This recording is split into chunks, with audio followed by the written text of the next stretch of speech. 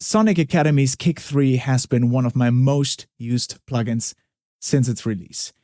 It's a phenomenal plugin that allows you to shape your kick drums in a way that is so different from anything that I worked with before. It's super, super cool. Today, I want to show you how I use Kick 3 in my productions, what I think is so valuable about Kick 3, and what I learned about drum synthesis through Kick 3. Kick 3 essentially allows you to create sort of like hybrid kick drums out of several layers. That's the magic and the beauty of it. At the bottom, you can see that we have several layers that we can combine in order to create a super nice kick drum. And this is very close to how many electronic musicians work.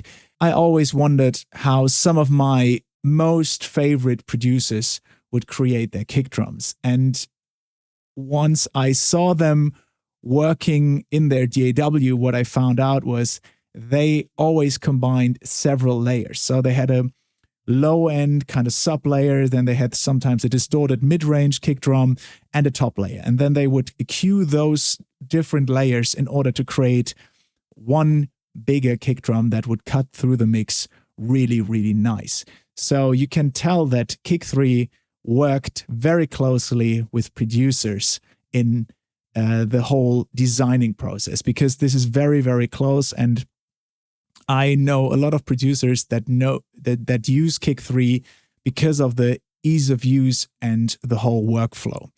So again, we have this sub layer here, and then we have this click layer here, and then we have additional layers that we can use either as a sub or as a click layer.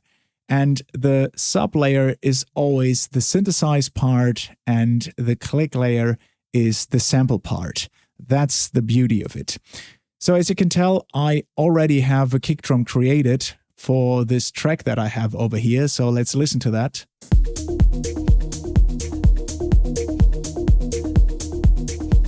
And that is really, really nice, right? The kick drum fits really nicely into the mix. Has this like glue and gel and works just really, really nicely with the overall composition. But I started out quite differently. The actual kick drum that I used is over here. So let's listen to that kick drum.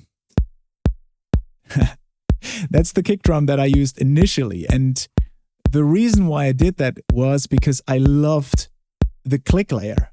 So let's listen to the click in context. You can tell that the click cuts through really nicely through the mix without being like too annoying or just too distracting. So really, really nice. But clearly what the layer is missing is a sub. It's low end. So I had to find some sub layers. And usually what I would do now is I would find a sine sample or a kick sample or whatever in order to make it work.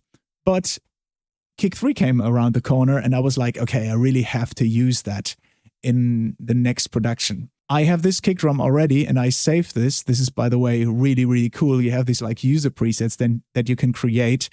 And as you can tell, I already had some kick drums created before and it's so fun.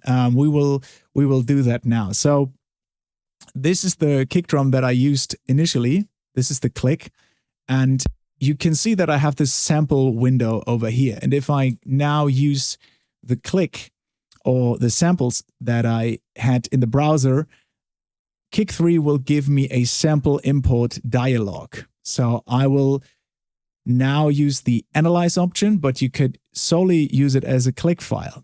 But I want click to sort of like give me a starting point for my sub layer. So I click on analyze and import. And now you can see that Kick 3 made two different layers. There's a sub layer and there is the top layer. And together we get the kick drum. So let's compare that to the original. There are some differences because of loudness, but I think this is a good starting point. I still have the click. So the great thing now is that I can actually start to get my design process going. So the coolest thing actually is that I have now an overview of the pitch envelope. And that was something that I never had before. So I use a lot of older kick drum samples from 808s, 909, old Jomox drum machines. And once I loaded them into my Kick 3 instance, what I found out was that even though the overall tune is right, let's say you sample a kick drum from a modular rig and it should be C. What you will sometimes find out is that your pitch envelope changes drastically and the ringing out is sometimes out of tune. That is something you cannot change if you change the whole kick drum sample overall. If you tune your kick drum by just going in there, so let's say I have this kick drum over here and I go into the controls and I have my transpose button. Yes, I will change the general pitch of that sample. But if the ringing out phase or the pitch envelope is too drastic and there are some changes within that kick drum, then the whole kick drum could be still out of tune. Kick 3 gave me the option to actually find the right tuning for my whole kick drum. So I know that this track now, for example, is in E minor, and I could throw out all the notes that are not in E minor if I want to work that way. So let me show you how I would approach this now. So we can actually listen to the overall track in combination with the sample. And now, if we just focus on the sub layer, I can start to create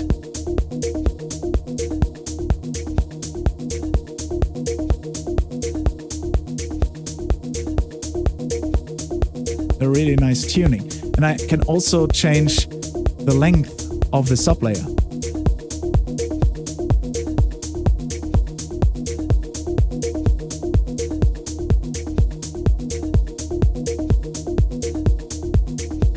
And I'm already there, Let's solo the click. So that's the click. I still have the attack. I still have this really nice top layer. But now I also have the sub. And if the sub layer is too loud, I can change that.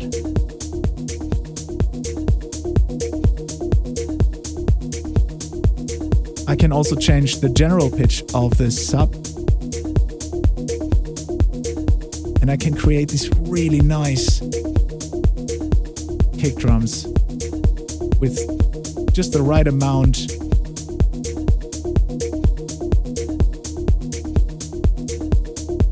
of definition and attack.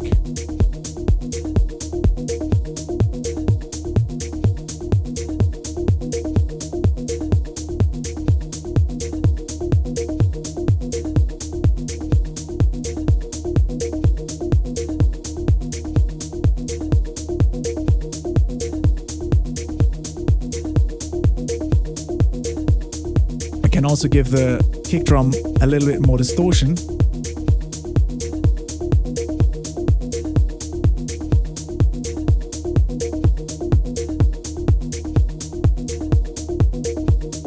To make it even more defined. What really helped me as well was the fact that I could now change the phase of the sample and the phase of the sublayer, because that could create sometimes a lot of problems. Because if the phase is out, then you would have out cancellations that would really create unpleasant effects. So let me just show you what I mean. I have now this kick layer and the sub layer together, and there is this phase icon. And you can see that you can play around with the phase of both the sub layer and the kick layer. Really, really cool. But right now it seems to work. But what you can see is that we have the amp also changed. So if I go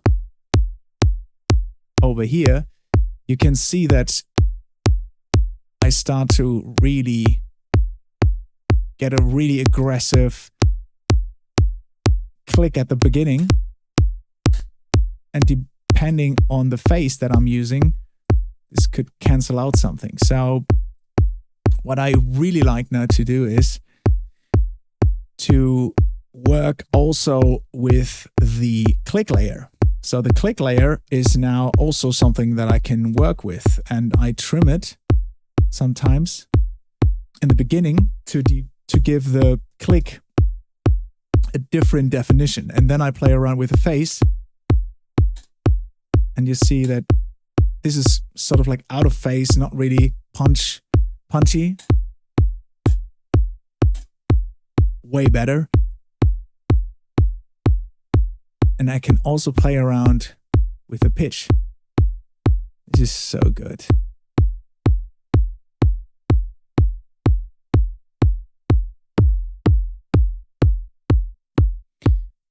And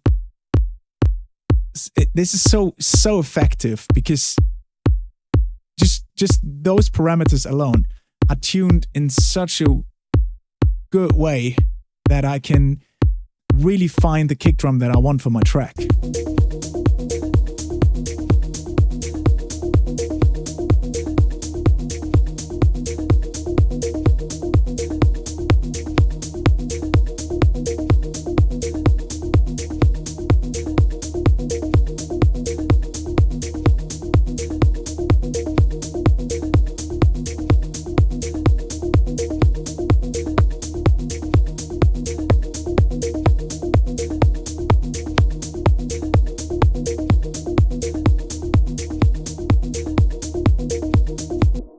And remember, we come from this. Okay, so we started with this, and now we have this. This is so much better. This is so cool. Love it. It's freaking amazing how well this is tuned and how good this sounds.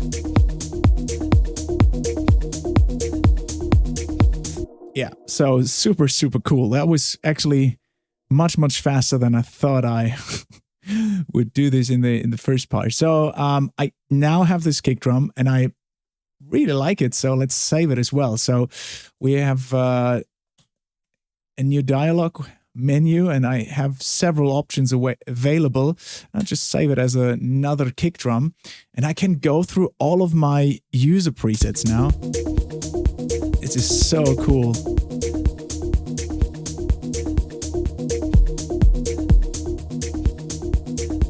Oh, there's something gone wrong, but the cool thing is that I have an undo button.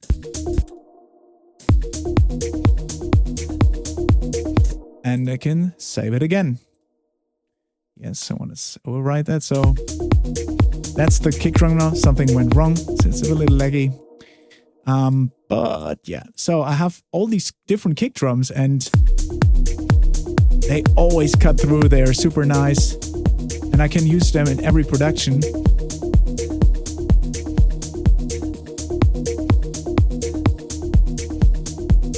Yeah, this is so cool. Like I said, you know, we started with that one. And now we just fine-tune that a little bit. I think it's safe to say that this is much closer to what a good production should sound like. So yeah, that's how I use Kick 3. I don't use it every time, but when I do, I love it. It's super cool, and obviously I can always get the dirt and the griminess if I want to by adding outboard gear. But it's so flexible in the way that I can approach Kickdrums, I think it's a very brilliant tool. Check it out. There is a demo available, and if you like it, yeah, just use it. And if there's something you want to know about Kick 3, let me know in the comment section below, and then we can go through it and maybe do a live stream, or I do another video. But I wanted to show you what I think Kick 3 is great for, because there are many walkthroughs already, but this one was important for me to show you because it's super, super cool. All right. Thank you so much for watching, and I see you in the next video.